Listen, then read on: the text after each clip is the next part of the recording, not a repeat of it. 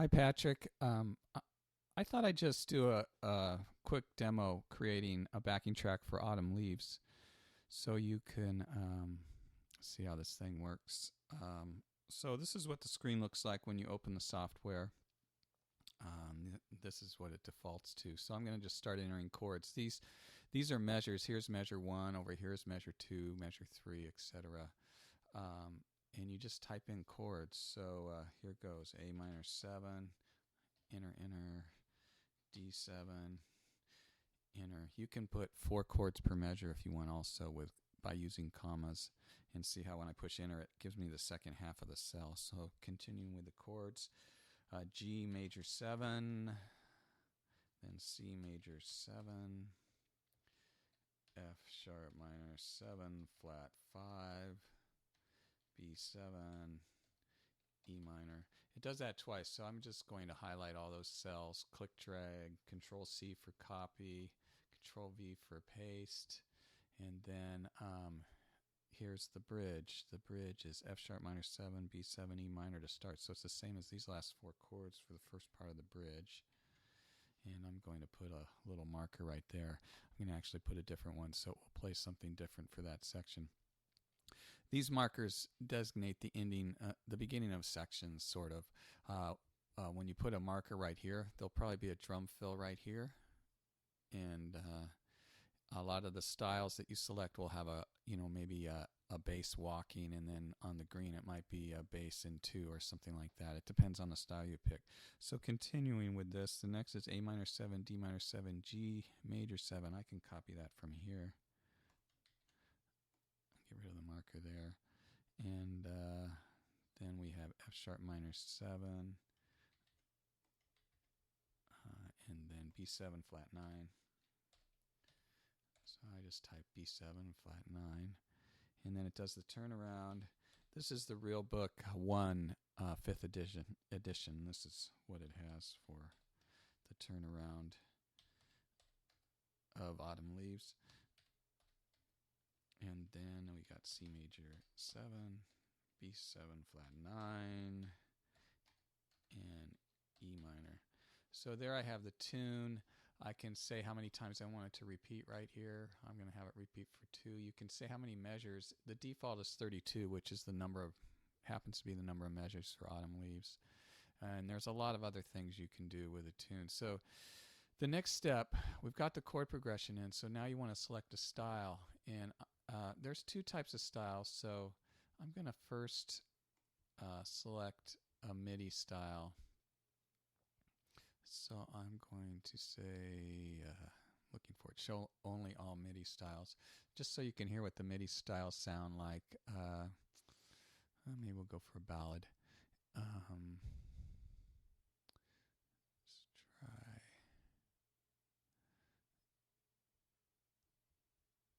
I don't recognize any of those. Let's go for swing. And here's stuff at 130. You can spend a lot of time paging through these styles and giving them listens. Here's a medium jazz swing. Piano trio section A features piano, sparse and unbusy accompanying. Bass in 2, drums only.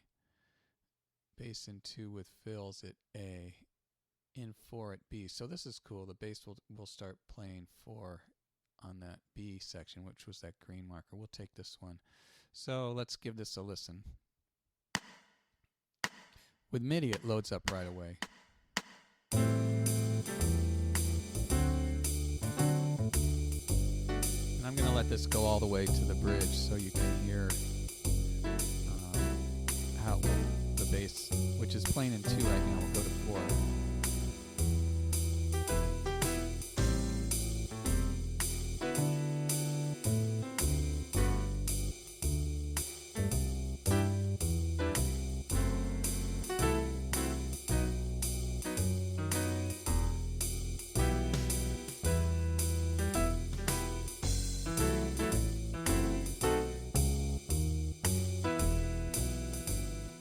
So there you that sounds like. Now I can go into the style and pick a real track style. There's another way of doing that. It's called the real track picker, and it's going to find a style very similar to that MIDI track.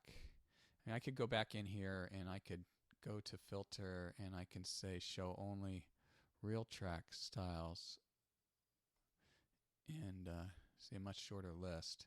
But there really are quite a few.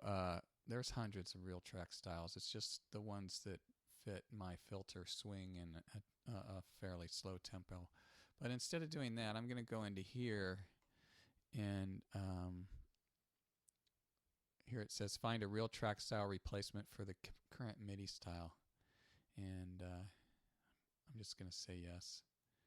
And let's give this a listen. And when I push play, it's going to take, I don't know, maybe 30 seconds to load. So that's the thing about real tracks. It takes a while for them to load up.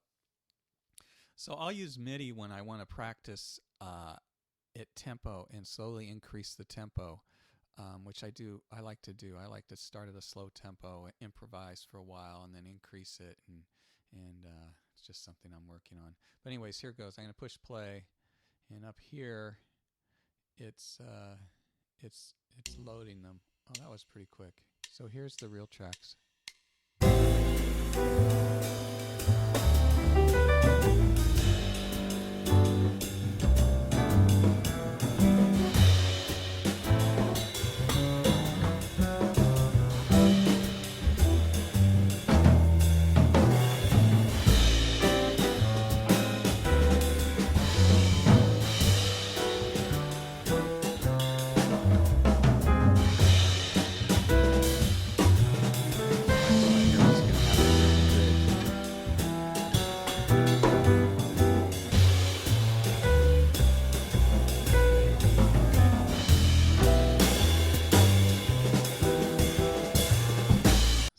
There's that. I don't like that style because the drums were kind of crazy. Although it might be good to practice with crazy drums. Let's see. I'm going to go. Okay, here we go. We got all sorts of choices. Gypsy jazz. Here's a Kirby jazz quartet. Let's try that. It says it works best at 135, so I'll go in and I'll change the tempo, but just give that a listen just so you can hear another one. I'm going to go right up to 135, so same tempo. That these real tracks are recorded by studio musicians, and the software somehow takes what they recorded and makes it fit whatever chord progression you enter. So anyways, to the Kirby jazz quartet. 135 beats per minute. So we're loading up.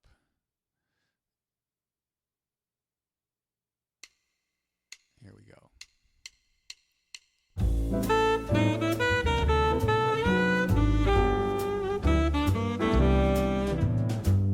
So this one actually has a soloist, which brings it up. So the soloist happens to be this string. Right here, you see it right up here. We can mute that. So no more soloist, just a backing track. I can solo too. Let me solo the guitar.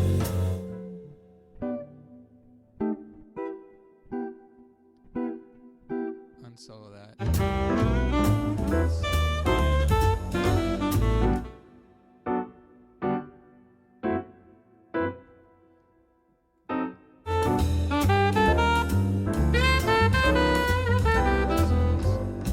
So anyways, here's your backing track with real tracks. I like this.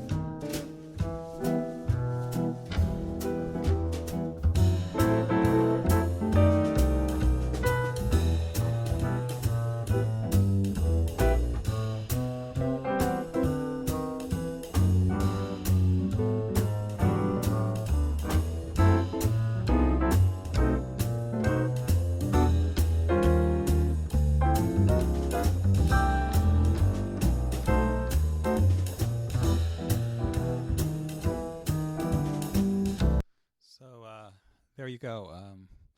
Hope that helps.